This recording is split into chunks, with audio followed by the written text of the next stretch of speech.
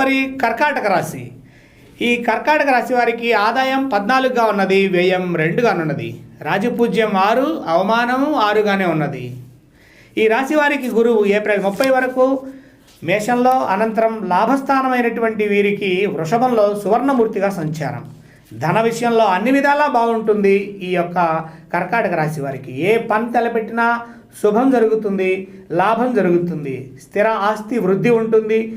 విద్య ఉద్యోగులకు విజయం ఉంటుంది.